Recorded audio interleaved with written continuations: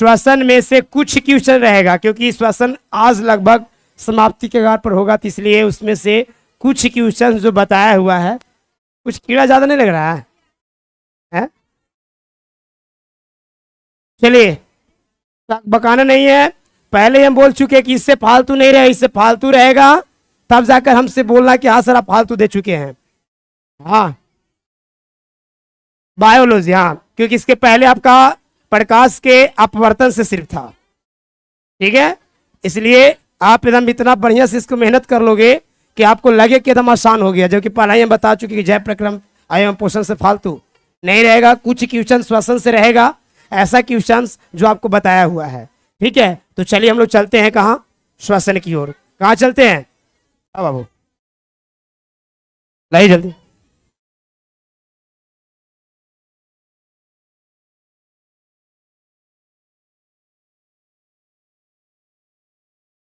हम लोग ये पढ़ाई कर रहे थे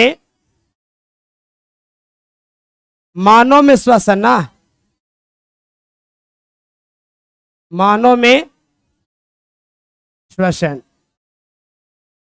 यानी मानव में श्वसन हम लोग पढ़ रहे थे। ठीक है, ह्यूमन रिस्पायरेटरी सिस्टम, मानव श्वसन तंत्र के बारे में जान रहे थे। हेडिंग कल दिए थे, मानव श्वसन तंत्र हेडिंग दिए थे। चलिए सर, तो इसमें आप एक काम करेंगे, शायद श्वसन तंत्र लिखे थे, नहीं लिखे हैं, तो आप श्वसन तंत्र लिख लीजिएगा।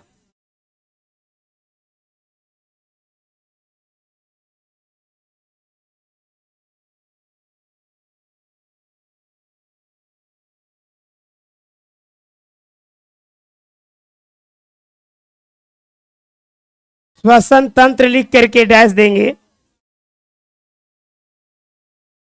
इसमें लिखेंगे मेरे बच्चों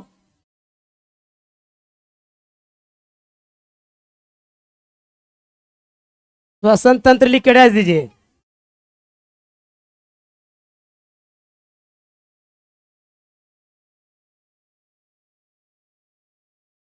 नासिका छिद्र, नासिका छिद्र, छापते जब आप बोल रहे लिखते जाइए आप लोग। नासिका छिद्र स्वर यंत्र या लैरिक्स, स्वर यंत्र या लैरिक्स, स्वर यंत्र या लैरिक्स, श्वास नली या ट्रैकिया, श्वास, हाँ सर, हाँ वहां रोका हुआ है कहा जाकर।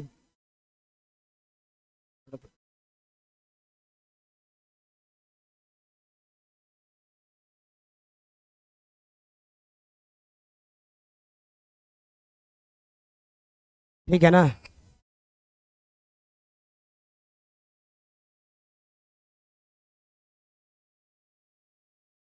चलिए, आप लिखे श्वसन तंत्र, नासिका छिद्र स्वर यंत्र या फिर लैरिक्स, श्वास नली, श्वास नली या ट्रैकिया, ट्रैकिया, श्वास नली को इंग्लिश में क्या कहते हैं? हाँ, ट्रैकिया तथा फेफड़ा तथा फेफड़ा मिलकर एक तंत्र का बात कर रहे हो ना, एक तंत्र का निर्माण करता है, एक तंत्र का निर्माण करता है, उसे श्वसन तंत्र कहते हैं। नासिका छिद्र या स्वर, नासिका छिद्र स्वर यंत्र या लैरिक्स, श्वास नली या ट्रैकिया तथा फेफड़ा मिलकर एक तंत्र का निर्माण करता है, उसे श्वसन तंत्र कहते हैं। उसे क्या कहते हैं? हाँ, श्वसन तंत्र कहते हैं मेरे प्यारे बच्चों।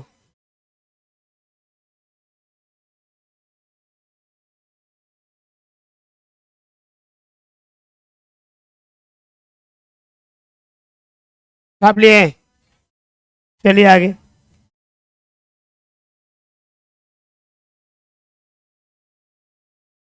इसके बाद में आप लिखेंगे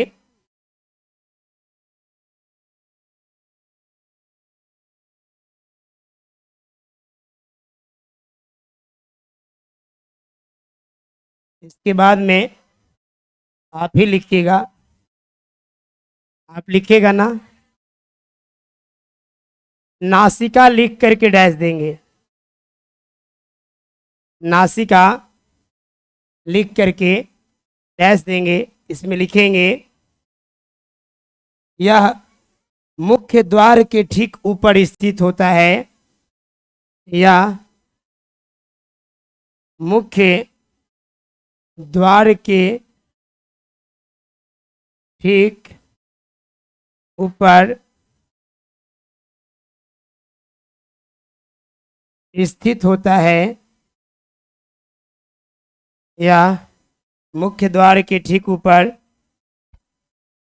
स्थित होता है। इसमें दो लगभग गोलाकार,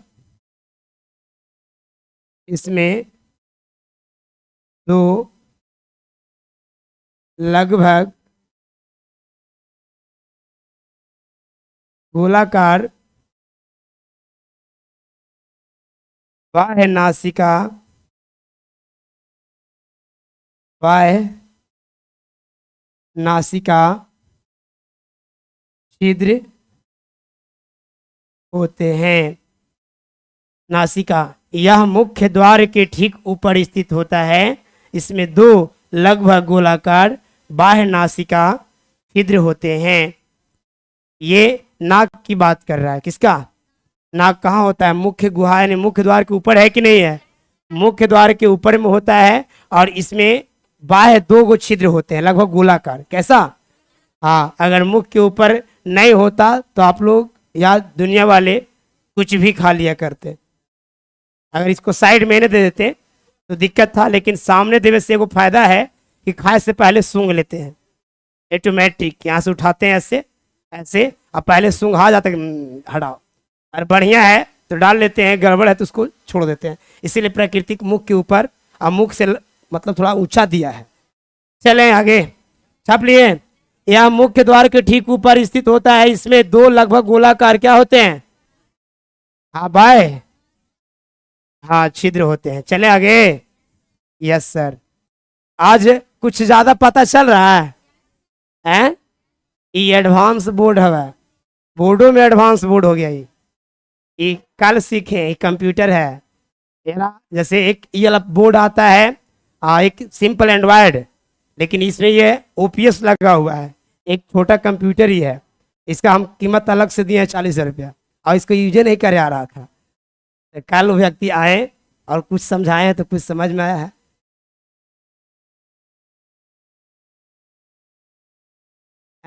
हाँ, ये जो है ना से एक कंप्यूटर हो गया है, बिल्कुल कंप्यूटर की तरह। इसमें कुछ भी अभी डायरेक्ट हम लोग जैसे सर्च करने के लिए फ़ोन का इस्तेमाल कर रहे थे, कुछ नहीं, ये डेस्कटॉप है एक तरह से। इसमें आप सारा सामग्री के यही सर्च कर सकते, यहाँ लिख सकते हैं डायरेक्ट। आप जैसे पेन का इस्तेमाल करके यहाँ सर्च करके डायरेक्ट कुछ आप लेके आ सकते हैं। ठीक है हैं? और फिर वापस वहाँ जा सकते हैं। क्या? ट्रैक्टर? ट्रैक्टर बोले तो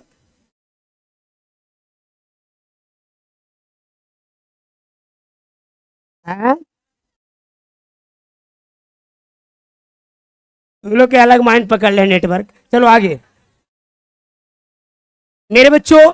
मनुष्य के सुनो, हम लोग सूंघने की क्षमता है ना, हम लोग से ज्यादा सूंघने की क्षमता डियोजी साहब में है।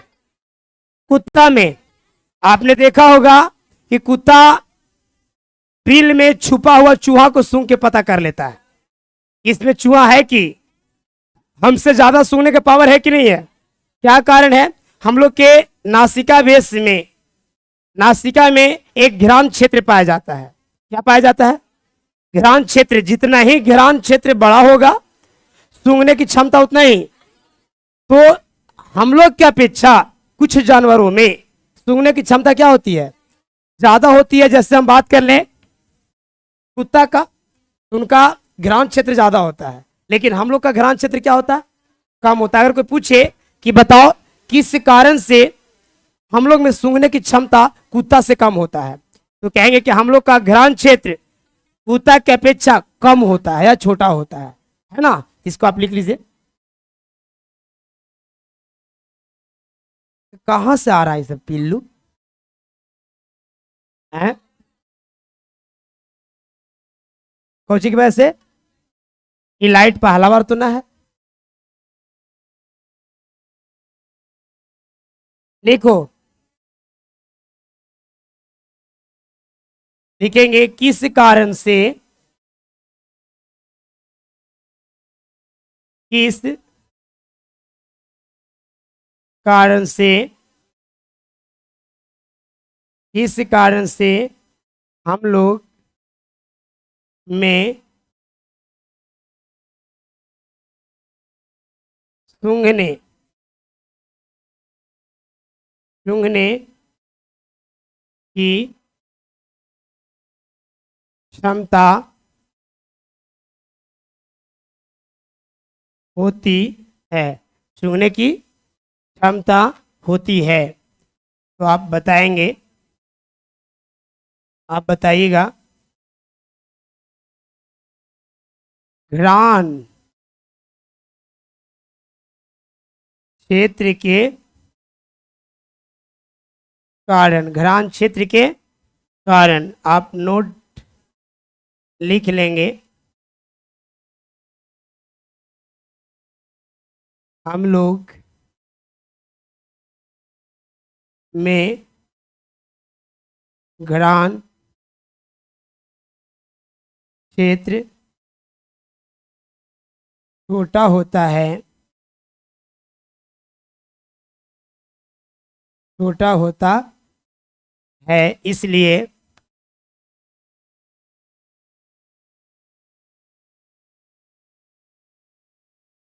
कुत्ता के अपेक्षा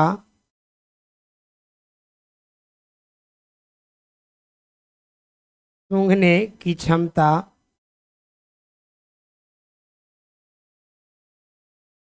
कम होती है, सूंघने की क्षमता कम होती है। कोई पूछे कि क्या कारण है कि डीओजी साहब की सूंघने की क्षमता हम लोग से ज़्यादा है और उनके अपेक्षा हम लोग में कम है, क्योंकि उनका घ्राण क्षेत्र हमसे ज़्यादा है और हम लोग का घ्राण क्षेत्र उनसे कम है ना, इसलिए हम लोग में सूंघने की क्षमता उनके अपेक्षा कम होती है। मनुष्य में भी देखिए किन्हीं को सूंघने की क्षमता हम लोग से भी कम है, मेरा मतलब कि उनका घ्राण क्षेत्र हमसे भी और कम है। मनुष्य के सबको सूंघने की क्षमता बराबर होता है नहीं, किन्हीं का क्षमता ऐसा होता है कि पता ही उनको नहीं चलेगा, या कहीं भी बैठल है तो उनको गंध का एहसास नहीं होता है। हमारे दोस्त है ना, वो दोस्त हैं, कुछ हो जाए उनको कोई गंध का एहसास कहेगा ना कि गमकित हो जाते, गमकित है, लेकिन हाथा होकर बात कहेंगे से कहानी गमक रही, तो गमकित तो तुम्हारा पता होता नहीं चल रहा है। लेकिन बहुत सारे लोग ऐसे कि हल्का भी सुगंध मिलेगा। एक ऐसा भी और दोस्त है, वो बंद रहेगा ढक्कन खाना का और फिर भी बता देगा कि इसमें क्या है, सूंघ कर खाली बता, खोलेगा नहीं, ऊपर से सूंघ के पता कर ले कौन सी की सब्जी है, ठीक है। तो उस पर घ्राण क्षेत्र बहुत अधिक है।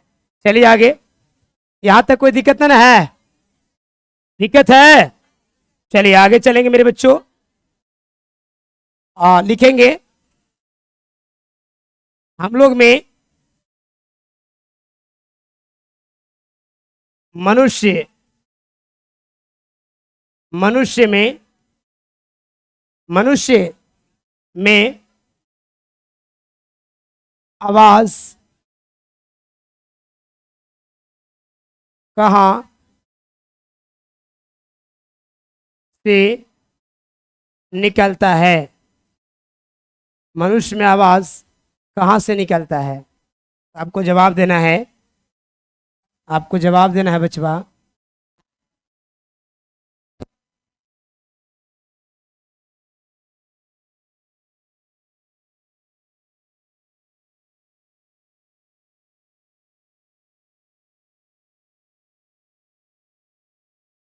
आप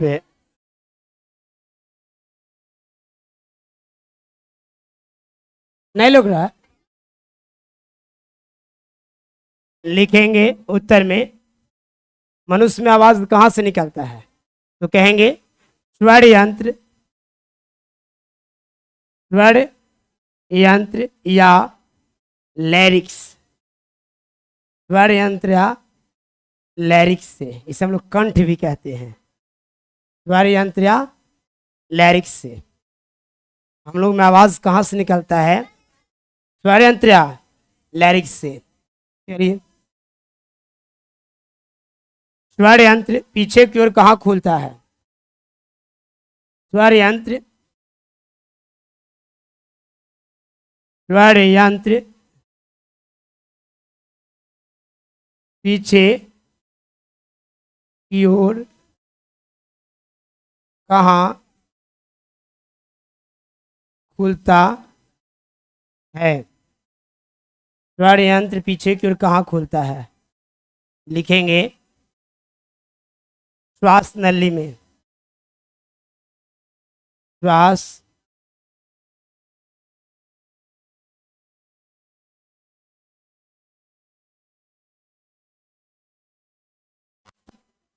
श्वास नली या ट्रैकिया में। स्वर यंत्र पीछे को कहाँ खुलता है, श्वास नली या ट्रैकिया में। आगे लिखेंगे बच्चों, श्वास नली का आकार या लंबाई लिखेंगे, श्वास नली की लंबाई, लंबाई कितना होता है, तो लिखेंगे इसका राइट आंसर होगा 11 सेंटीमीटर, 11 सेंटीमीटर। श्वास नली, श्वास नली की व्यास, श्वास नली की व्यास कितना होता है, श्वास नली की व्यास कितना होता है, व्यास बता देते हैं क्या होता है। 16 mm व्यास क्या होता है बचवा, देख लो, ये श्वास नली इस प्रकार से मान लो कि है, कल हम दिखाए थे डायग्राम के माध्यम से। आयुष के अंतर्गत में आपको पता है कि इस प्रकार की अर्धचंद्राकार बल्ब लगा होता है ताकि ये श्वास नली चिपक नहीं पाए, देखा था, देखा था। तो ये जो गोलाकारी वाला भाग है ना, ये वाला देख रहे हैं ना, ये वाला कितना इसमें होता है, इसी को कहते हैं व्यास, इसी को क्या कहते हैं, इसको क्या कहते हैं, व्यास। तो ये कितना होता है, यही होता है 16 mm। कितना होता है, 16 mm। क्लियर, mm मतलब मिलीमीटर, मिलीमीटर। चलिए आगे, आगे चलेंगे मेरे बच्चों, लिखेंगे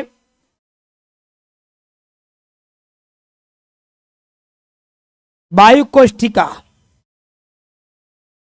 या वायु कोश लिखो, वायु कोश या एल्वियोलाई लिखो, वायु कोश या वायु कोश या एल्वियोलाई लिख दे रहे हैं, मेरा काम है, लाई नहीं, वायु कोश, वायु कोश या एल्वियोलाई, एल्वियोलाई, इंग्लिश में एल्वियोलाई, हिंदी में वायु कोश, लिख लिए।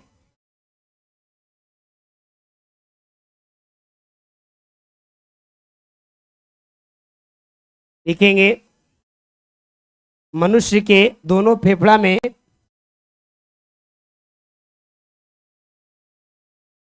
मनुष्य के दोनों फेफड़ा में, दोनों फेफड़ा में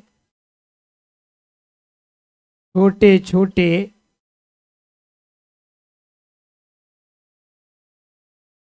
बहुत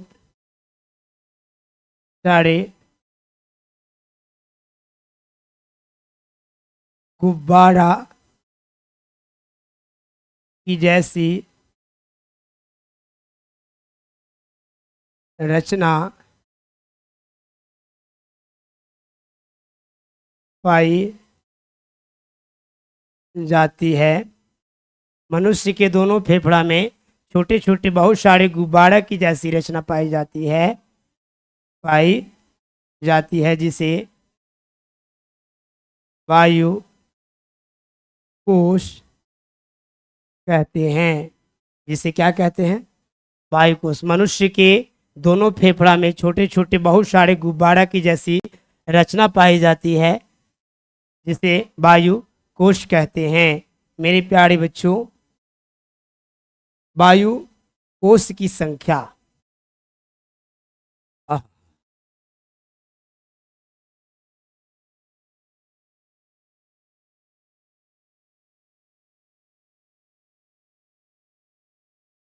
वायु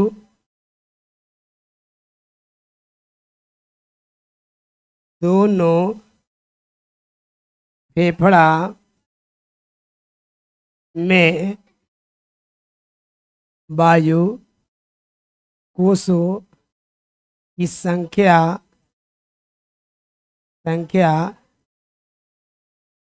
कितनी होती है? दोनों फेफड़ा में वायु कोशों की संख्या कितनी होती है? मेरे बच्चा लिखेंगे 3 × 10⁸। 3 × 10⁸ वायुकोश। कहीं कहीं बचवा आप ही के किताब में भारतीय भवन में दिले है 7 × 10⁸, लेकिन आप याद रखेंगे 3 × 10⁸। ठीक है, कंफ्यूज जाइएगा नहीं। तो गलती ने दे दिया है, कहा कीजिएगा।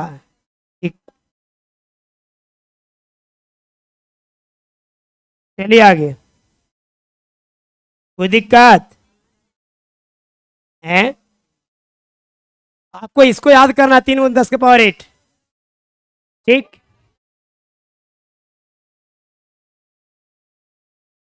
रहेगा, कहा नहीं रहेगा?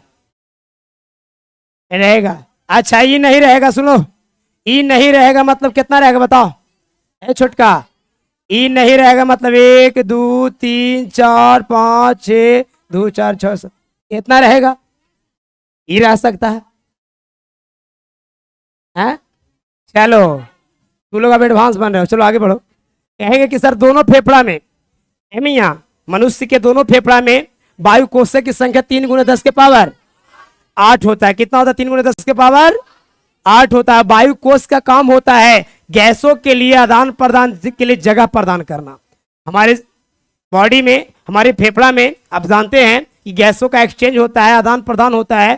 कार्बन डाइऑक्साइड कोशिकाओं से लेकर आया जाता है और ऑक्सीजन को कोशिकाओं में लेकर जाया जाता है। तो ये सारे एक्सचेंज की जो बात होती है, गैसों का आदान प्रदान की बात होती है, वो वायु कोश में ही होता है।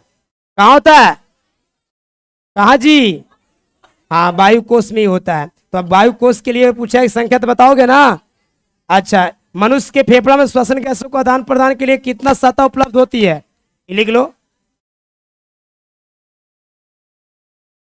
लिख लो।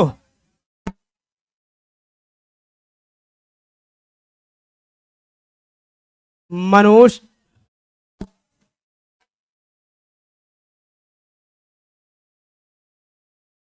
बच्चा ध्यान दो, मनुष्य के फेफड़ों में,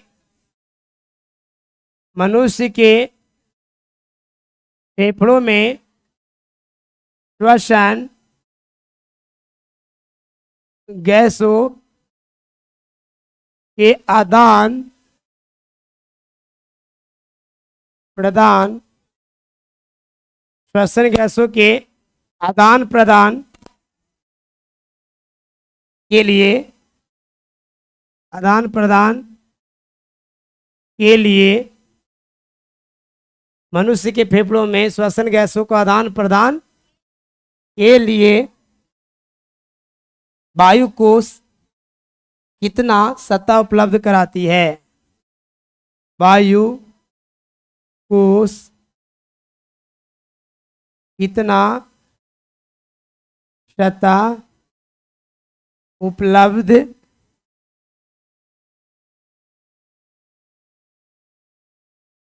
कराती है?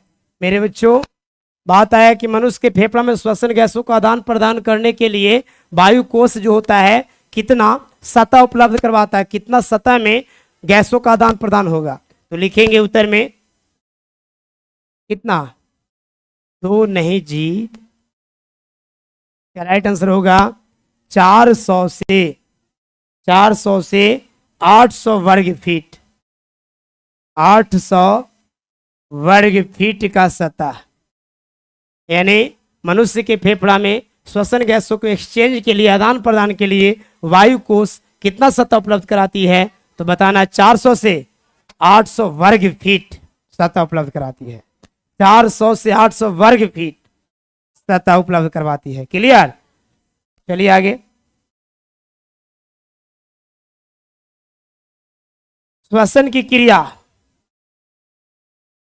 श्वसन की क्रिया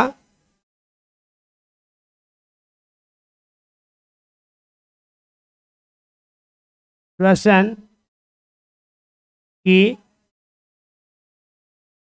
श्वसन की क्रिया लिखेंगे, श्वसन क्रिया लिख के डैश देंगे। श्वसन 2 क्रियाओं का सम्मिलित रूप है। श्वसन 2 क्रियाओं का, श्वसन 2 क्रियाओं का सम्मिलित रूप है। श्वसन 2 क्रियाओं का सम्मिलित रूप है। श्वसन कितने क्रियाओं का सम्मिलित रूप है? हाँ, 2 क्रियाओं का सम्मिलित रूप है। एक है बच्चों, ना पता चल रहा है? पता नहीं चल रहा है। पहला में लिखेंगे प्रश्वास, पहला में प्रश्वास और दूसरा में लिखेंगे उच्छ्वास। पहला में प्रश्वास, लेकिन श्वास गलती लिखल हुआ, प्रश्वास और दूसरा में उच्छ्वास। दूसरा में क्या होगा? हाँ, उच्छ्वास। ठीक है। श्वसन क्रिया में, श्वसन क्रिया कितने, श्वसन क्रिया कितने क्रियाओं का सम्मिलित रूप है? याद रखें, श्वसन क्रिया जो है, श्वसन की क्रिया 2 क्रियाओं का सम्मिलित रूप है। पहला में प्रश्वास और दूसरा में उच्छ्वास। ये कल चर्चा हम किए थे, लेकिन फिर से एक बार बता देते हैं। ए बच्चा, प्रश्वास में क्या होता है कि बाहरी वातावरण से वायु को हम लोग नाक के द्वारा फेफड़ा में लेकर जाते हैं। सुन लो भैया, प्रश्वास में क्या होता है कि बाहरी वातावरण से वायु को फेफड़ा में लेकर के जाते हैं नासिका भेषण के द्वारा, है नहीं? यानी बाहरी वातावरण से वायु को नासिका भेषण के द्वारा फेफड़ा तक ले जाना क्या कहलाता है? प्रश्वास। एक अवस्था हो गया। अब दूसरा क्या है? फेफड़ा में उपस्थित, फेफड़ा में कार्बन डाइऑक्साइड और अन्य गैसों को फेफड़ा से बाहर करने की प्रक्रिया को उच्छ्वास क्या कहते हैं? तो 2 क्रिया शामिल है कि ना? एक प्रश्वास है, एक तो देर किस बात की? आप प्रश्वास लिख करके डैश देंगे, प्रश्वास लिख करके डैश देंगे। और इसमें लिखेंगे मेरे बच्चों, इसमें लिखेंगे बाहरी वातावरण से, बाहरी वातावरण से वायु को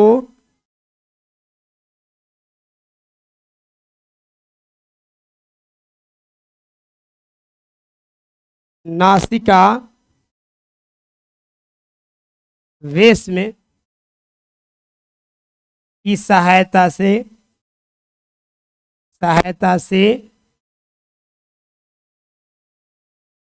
फेफड़ा तक, बाहरी वातावरण से वायु को नासिका वेश में की सहायता से फेफड़ा तक पहुंचाना, फेफड़ा तक पहुंचाना प्रश्वास कहलाता है। प्रश्वास कहलाता है। क्लियर? चलो नोट में लिख लेते हैं।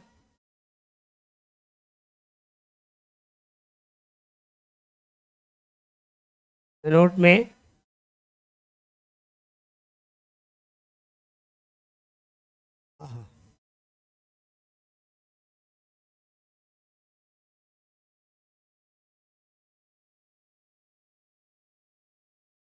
प्रश्वास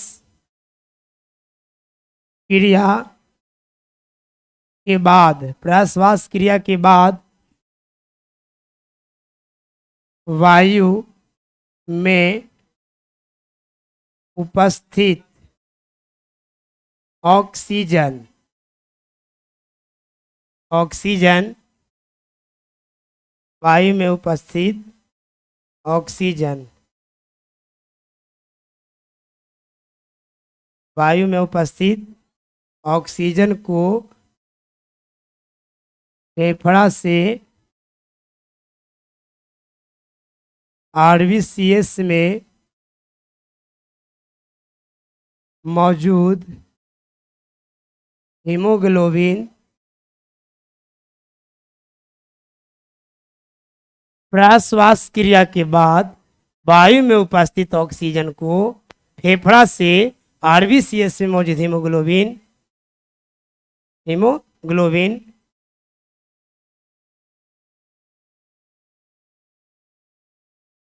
क्रिया करता है। फलस्वरूप, फलस्वरूप oxy haemoglobin, oxy haemoglobin, oxy haemoglobin बनकर प्रत्येक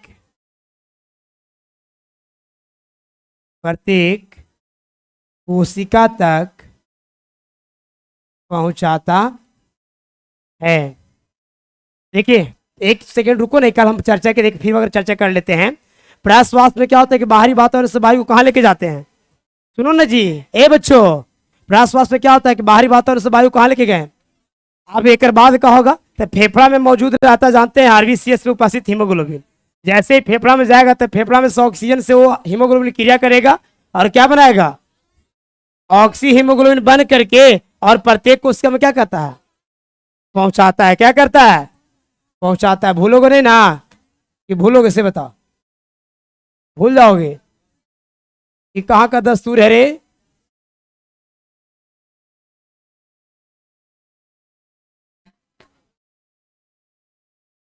अब है उच्छ्वास।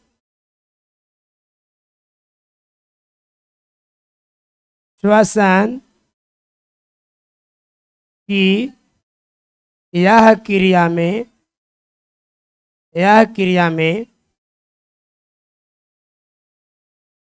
फेफड़ा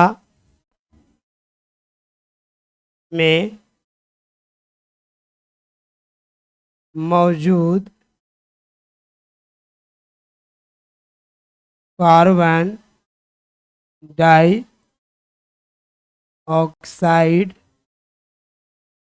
डाइऑक्साइड के अलावे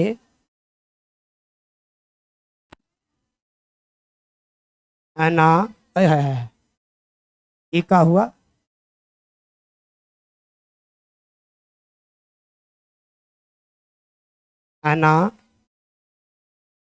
अनावश्यक गैस, अनावश्यक गैस श्वसन। अरे चलो, अभी श्वसन की क्रिया में फेफड़ा में मौजूद कार्बन डाइऑक्साइड के अलावे अनावश्यक गैस को शरीर से बाहर वायुमंडल अरे अरे ओकरो चलावे के शौक करता है। बाहर वायुमंडल में छोड़ दिया जाता है, छोड़ दिया जाता है।